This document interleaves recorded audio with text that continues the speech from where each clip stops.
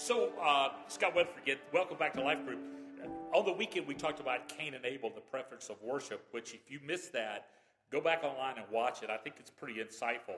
Now, the account of Cain and Abel is a little troubling. Cain's mother thought he was the redeemer from God, and he really turned into the first murderer. And Cain says something that's really a great question as a result of his great cover-up. He says this: Then the Lord said to Cain, "Where is your brother Abel?" Like God didn't know. Cain said, "I don't know," he replied. Am I my brother's keeper? Now, God knew that Cain had killed Abel, and he was covering it up with his snarky response. Before we can answer Cain's questions, let's consider some other truths found in this account, okay? We never confess until we're caught. Cain wasn't about to tell God the truth, even though God knew the truth. When we are caught, we never confess to everything. We go into what I call sin management. Sin management. We want to find out how much you know before we spill the tea and tell everything that we've done. I love this. We kept my little granddaughters recently, Lily and Ivy.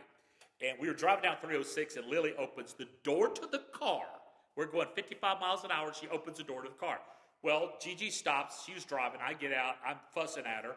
I told her, I said, "I ought to spank you, but Papa doesn't spank. Papa doesn't spank." And she was crying.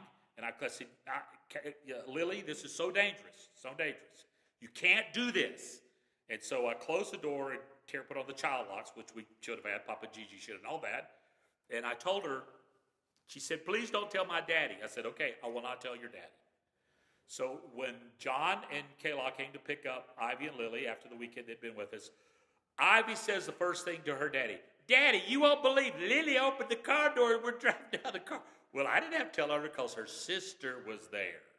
See, we don't want to say it all. We want to find out how much you know, and even then we're not going to tell it all. Tell it all. You can't hide from God. Cain learned the hard way, and we should pay attention that our junk is already known by God. So you might as well come clean with God. Now, to answer the question, are we our brother's keepers? The scripture is full of one another's, and we are to care for, love, forgive, and watch over, bear burdens, make peace, and so much more. And I'm going to provide for you in your study guide a list of 59 one another's. And as you go through this in group tonight, I want you to look at all these. And maybe don't do 59 of them. They'll take you all night. But choose a few of these and talk about them. Go through this list and discover and discuss the truth behind being your brother's keeper. One thing I want to talk about in Hebrews 12:15, it says this: to be careful or watch over one another, that no root of bitterness springs up among you. The word watch over is the word episkopos, and it's the same Greek word used for a pastor. We are to pastor one another in bitterness, not letting bitterness spring up between one another. Anger left to rot in your soul ferments into bitterness, which contaminates everyone. So think about that and look at this and have a great discussion around how we are to keep one another, because we are our brother's keeper, whether you like it or not. 51 times mentioned in Scripture.